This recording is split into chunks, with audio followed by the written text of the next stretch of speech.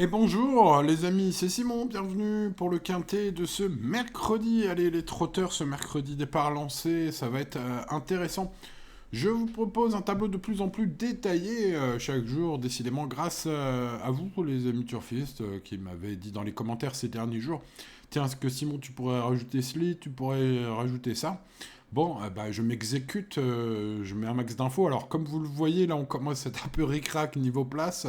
Pour que ça reste visible, dites-moi si vous voyez bien encore hein, les infos, parce que ça commence à être un peu réduit. Donc, en termes de taille, voilà, de police d'écriture. Bon, j'essaye de faire au mieux. N'hésitez pas, s'il y a des améliorations à effectuer, à me le dire, hein, les amis. Je vous écoute, je lis tous vos commentaires, hein, d'ailleurs, pour info. Voilà, je mets le petit cœur dessus, ça signifie que je l'ai vu. Voilà. Bon, allez, on passe à ce qui nous intéresse, les amis, hein. On étudie tous ces chevaux, avec un petit peu les paramètres de course aujourd'hui, des infos de ci, de là, et bien sûr mes tuyaux et le prono complet.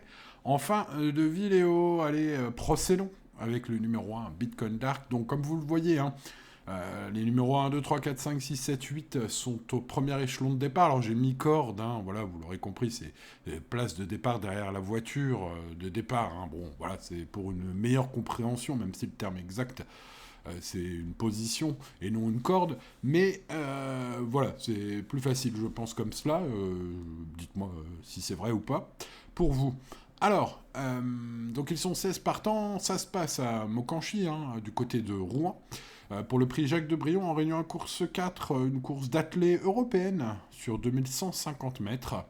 Donc les chevaux d'âge, hein, entre 7 et 10 ans inclus. Derrière l'autostart de départ, une épreuve de niveau correct, doté de 35 000 euros d'allocation aux chevaux qui se classeront parmi les 7 premiers. Alors ce qui nous intéresse évidemment, c'est les 5 premiers. Alors en parlant des 5 premiers, passons à l'étude avec le numéro 1 Bitcoin Dark, un cheval entraîné par Eric Bondo qui n'a pas couru depuis 40 jours, un peu plus de 40 jours. Hein. Ça commence à faire, c'est là où vous allez voir le bas qui me blesse. Même si dans son interview à Equidia, Eric Bondo semble quand même bien préciser que ses entraînements matinaux sont bons, il est donc, il semble confiant. Ce cheval-là, bah voilà, c'est un petit peu le truc qui me blesse, surtout qu'il va être très grand favori. Vous le savez, j'étudie les pronostics de la presse hein, dès le matin de la veille de la course pour avoir les cotes avant de faire ce prono et essayer de vous guider vers des chevaux à cote intéressante. Alors, est-ce que ce Bitcoin Dark va avoir une cote intéressante? Bah, je ne pense pas. Avec Eric Raffin au sulky et un entraîneur confiant, il va être aux alentours des 2 contre 1. Je pense que s'il avait été plus à 5-6 contre 1, je me serais laissé tenter pour vous le donner en confiance. Maintenant, bah voilà, il faut faire des choix, et j'en ai fait d'autres, hein, vous le verrez, même si bien sûr je le conseille hein, sur un ticket logique, vous l'aurez compris. Hein. C'est une première chance théorique, mais avec pas tant de marge que cela, et ce petit truc-là des 40 jours d'absence qui, par le passé, puisque j'étudie toutes les courses des chevaux, bah, lui a pas trop réussi. Hein. Dès lors qu'il dépasse un mois d'absence, ça s'est mal passé dans sa carrière, hein, à 3 ou 4 reprises. Donc, bah, ah, voilà, faites de ces infos ce que vous voulez, les amis. Moi, je vais le mettre cinquième de mon prono. Allez, on passe au numéro 2, Furioso Fini. J'ai senti son entraîneur assez confiant pour une 3-4e place. C'est une info que j'ai lue dans les colonnes du journal Paris Turf, puisqu'il indique que son cheval monte en condition après 2 courses de rentrée. Il a déjà montré qu'il pouvait faire former, selon lui, sur des parcours rapides. Bon, alors c'est vrai, pour ma part, je pense qu'il certes il est bien placé en première ligne derrière l'autostart avec un joli record de vitesse. Mais bon, ce serait une surprise générale hein, qu'il fasse l'arrivée. Maintenant, vous le savez, son entraîneur est confiant. Et moi, je pense qu'il peut viser une petite place si ça se passe bien. Avec le 2 derrière la voiture, ça peut bien se passer. Pourquoi pas, hein, pour spéculer après tout. Allez, passons au numéro 3, Highway River, un entraîneur qui indique à mes confrères de Génie Course que sa jument n'a pas pu courir récemment à cause d'un petit problème de santé. Toutefois, problème de santé sans gravité, précise-t-il. Bon, alors, elle est ferrée, sa jument. C'est une épreuve de reprise, ce n'est pas sa spécialité. Voilà, cette fille de Texas Charm, je vous conseille de faire l'impasse aujourd'hui. On passe donc au numéro 4, Gagneur, quel joli nom, un cheval qui revient en forme, très bien placé avec le numéro 4 derrière l'autostart, fait partie des 2 seuls concurrents du jour à avoir déjà gagné sur ce parcours à Mokanchi. C'était en 1:12:30 le 7 février 2024. Si Gagneur répète cette performance, beaucoup ne verront que sa queue aujourd'hui. Il lui faut un bon rythme dans la course, hein. Il aime bien quand les courses bardent un peu, mais il vient de montrer à Pontchâteau, hein, le 1er novembre dernier, pour prendre une course plus récente que sa course référence à Maucanchy, il s'est imposé à Pontchâteau. Donc la forme est là, l'aptitude est sûre, on lui met une petite plaque sur les antérieurs cette fois. Bon, tout bien pesé, il a tout pour plaire, hein. C'est une base finalement assez solide pour votre quintet, je le pense, et une cote plus sympathique de ce 4 sur d'autres chevaux. Un choco peut-être mémorable aujourd'hui avec ce numéro 4, espérons-le. On passe au numéro 5, Nice Present. La dernière course de son de 7 ans n'a pas reflété son réel potentiel, à mon avis. Aujourd'hui, Romain Dorieux, son pilote qu'il connaît bien, est aux manettes. Un parcours caché comme il aime, il pourrait finir fort. C'est le cheval le plus rapide parmi tous les partants de ce quintet, avec un record personnel en 1,19. C'est le meilleur du lot, c'est le plus rapide, en tout cas en chrono absolu, bien évidemment. Il mérite à coup sûr une belle note globale, ce numéro 5, et j'aime beaucoup. Allez, on passe au numéro 6, Fan de Fitz, venant de terminer 4ème d'une course à réclamer à Anguin. J'ai pas trop envie de vous le conseiller.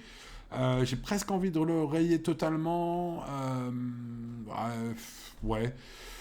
Je vais le rayer. Son record, d'ailleurs, hein, en parlant de record, celui-là, il date d'avril 2021. Hein. On est en novembre 2024. Là, ça fait quand même 3 ans et demi qu'il n'a pas couru sa meilleure valeur. Donc, difficile d'y croire, ce numéro 6. Hein. Allez, on passe au numéro 7, Hailey Dourville. La régularité, cette jument faite cheval. Ça fait plaisir à voir au fil de ses courses. Elle est brave. Alors, elle performe surtout entre le printemps et l'été. Dans sa carrière, j'ai noté quand même un cheval qui n'aime pas trop quand il fait froid, qui a d'ailleurs fait l'impasse une paire de fois sur l'hiver. Hein. Bon, elle est compétitive pour une place, la retenir ou non demeure une affaire d'impression, surtout en base ou pas en base. Bon, maintenant, en bout de ticket, oui, ce numéro 7, en haut de ticket, affaire d'impression. Hein. Il y a du pour, une fille de booster winner, hein, qui amène dans la bataille, comme son père, mais du contre, pas vraiment un cheval quand il fait froid, et le froid est tombé hein, en France, hein, partout en France, avec des températures presque hivernales, on va dire. Donc, bah, est-ce que ça va lui plaire? Ça, il faudrait lui demander. Allez, on passe au numéro 8, Hors-Bord. Depuis sa victoire estivale dans le Grand Prix de la ville du Touquet sur la piste herbeuse d'Arras, ce pensionnaire de Jean-Marc Chéneux ne fait que décevoir. Bon, alors il n'est pas très joué, c'est vrai. Donc, je ne sais pas. Dans le Grand Prix de la ville de Touquet, il était quand même très très joué. C'était la course visée. Il l'a remporté. Bon, aujourd'hui, on confie au top pilote Mathieu Mottier. Est-ce qu'on a visé cette course? Bah, avec Jean-Marc Chéneux, c'est toujours difficile de vraiment savoir, hein, j'ai envie de dire. Voilà, la distance est peut-être un poil courte, mais avec un bon parcours, je pense qu'une petite place à grosse cote de ce numéro 8 est possible. Bon, allez, on passe aux chevaux qui vont s'élancer en seconde ligne, hein, puisque vous l'avez compris, 1, 2, 3, 4, 5, 6, 7, 8, première ligne, et après on reprend derrière le 1 avec le numéro 9 Santos de Castella, et on suit comme cela derrière en seconde ligne, 9, 10, 11, 12, 13, 14, 15, 16. Donc avant d'étudier ce 9, je vais me boire un petit coup de café, si vous voulez bien. J'espère que vous avez le petit café, que vous êtes bien installé, vous êtes quoi noter, les amis. Moi, je me bois un petit coup de café parce que, vu comment cette vidéo est longue, ça dure un peu. Alors, pour pas s'endormir, on boit un petit café. Il est bon, ce petit café gringo. Je ne suis pas sponsorisé pour le café. D'ailleurs, si vous êtes directeur d'une marque de café et que vous souhaitez sponsoriser cette vidéo, n'hésitez pas à m'envoyer un email. Bon, allez, revenons à nos chevaux. Avec ce 9 Santos de Castella, j'adore. Cheval en bonne forme. Ses bonnes performances récentes en Suède en attestent. Un fils de Ridley Express, hein, c'est pas rien, un Hongre de 7 ans, drivé par Benjamin Rochard aujourd'hui. Il est compétitif à mon avis. Alors, il doit s'élancer en seconde ligne. Maintenant, il est derrière le 1. Normalement, le 1, il ne devrait pas faire le petit tour aujourd'hui. Hein. Ce sera le grand favori. Donc, ça peut être un bon dos. Il aura besoin de chance dans le parcours pour se sortir de ce numéro 9, ça c'est sûr. Mais jugez sur sa vitesse, sa qualité, sa forme actuelle et la drift de Benjamin Rochard et le mode course aujourd'hui, il pourrait bien s'en sortir et viser le podium. Moi, je pense que c'est un redoutable cheval piste plate et en mode vitesse. Il va être servi aujourd'hui, ce 9. Il faut espérer qu'il va pouvoir se sortir des mauvais coups eu égard à son positionnement derrière la voiture. Allez, on passe au numéro 10, hashtag Chaman. Lui, il en a eu de la chance. Hein, lorsqu'il lorsqu'il s'est imposé à 60 contre 1, je crois, quelque chose comme ça, à Vincennes. Bon, en venant de l'arrière à la Pierre-Yves Verba, bah voilà, c'est la chance qui fait tout. Il en a eu une fois, il en a eu de temps en temps. Est-ce qu'il en aura aujourd'hui? Voilà, un fils de Cocktail Jet qui est compétitif en théorie. Mais bah, tout est. Si vous misez sur ce numéro 10, ce qui est possible, hein, sa ligne est plutôt bonne la dernière fois, bah, vous misez tout sur la chance. Hein. Donc bah voilà, si vous êtes plutôt chanceux ces derniers temps, pourquoi pas tenter ce 10. Allez, on passe au numéro 11, Bangladeshi, une fille de Conway Hall qui reste sur une bonne prestation. Devrait bien s'adapter à la piste de Mokanchi, je pense. En seconde ligne, elle aura besoin de chance aussi hein, pour se frayer la bonne route, le bon chemin. Mais bon, elle a un peu de tenue. Elle peut viser une place si Johan Le Bourgeois à la drive développe sa maestria. On l'a déjà vu aller devant les méchants avec des numéros pires que ça. Hein. Même si c'est le pire numéro, peut-être le 11. Mais bah voilà, une jument italienne qui possède une chance régulière, mais plus pour les places, ce numéro 11, et qui sera à cote normalement sympa. On passe au numéro 12, Mister Donald, avec 61 courses à son actif. Ce hongre de 8 ans, hein, par Niki et Bahama Dream, est désormais un cheval bien connu du turfiste français. En forme et plutôt régulier, il n'a cependant pas de grande marge de manœuvre, il l'a prouvé au cours de ses 61 courses. En seconde ligne, pas de marge, pas forcément une vitesse folle. Voilà, un record personnel plutôt moyen par rapport aux autres. Hein. Je crois que c'est une 11, 60 pour ce cheval, donc un petit peu en deçà des meilleurs aujourd'hui. Voilà un cheval qui n'a aucune marge, mais s'il est quatrième à l'issue d'un parcours en or, ce ne serait pas non plus une grosse surprise. Le retenir ou non, une affaire d'impression. On passe au numéro 13, As de cœur, un fils de Very Nice Marceau qui est en bonne forme. Mais bon, sa position, hein, on va évidemment en parler beaucoup là. On en parle beaucoup de cette position en seconde ligne. Bah voilà, ça lui barre peut-être un peu le chemin des filets, ce numéro 13. Face aux chevaux européens en plus, hein, As de cœur aujourd'hui, voilà, il vise à mon avis une 4-5e place maximum sur ce qu'il fait de mieux. Mieux me paraît compliqué. Le numéro 14, J.K. Justice, est un cheval scandinave désormais bien connu en France. Hein. On l'a vu courir moult fois, il fait un peu les allers-retours ces derniers temps. Il a fait une bonne course récemment dans le prix Saturne, pardon, à Vincennes. Le prix Saturne, c'est un prix de série de niveau D, de bon niveau. Voilà, par rapport à la course du jour, c'est pas si loin. Il bénéficie d'une forme sûre, hein, au rayon des atouts. Préfère les courses avec du rythme, donc bah, normalement sur ce tracé il devrait être servi. Sa position en seconde ligne rend la victoire très difficile, mais une place avec le code de ce 14 n'est pas impossible. Allez, on passe au numéro 15, Gogo Gilly, une jument fautive lors de ses 2 dernières courses, mais elle est peut-être en meilleure forme qu'il n'y paraît, car elle a eu le parcours de misère hein, à la Pierre-Yves Verba la dernière fois, donc bah, et puis bah, ce coup-ci il n'a pas eu de chance. Donc on court bien frais en général avec Gogoji. Ce sera le cas aujourd'hui, le coup de la fraîcheur en tout cas. Franck Nivard est appelé en renfort, elle pourrait viser une petite place, un bon parcours, voilà. Pas de plus-value départ autostart, c'est ce qui m'a chafouiné. Parmi les outsiders que j'ai glissés hein, dans mon prono, bah voilà, j'ai essayé de choisir des chevaux quand même un peu adaptés à ce mode de départ, ce qui ne semble pas être le cas, enfin ce qui n'est pas le cas. Pour l'instant dans la carrière de ce numéro 15, donc pour un ticket exotique seulement. On passe au numéro 16, Helios Deschamps, un cheval qui a été malchanceux lors de sa dernière sortie. Il est en belle forme, comme le prouve son avant-dernière course dans le prix Ludovica. Il a fini 3e, finissant fort.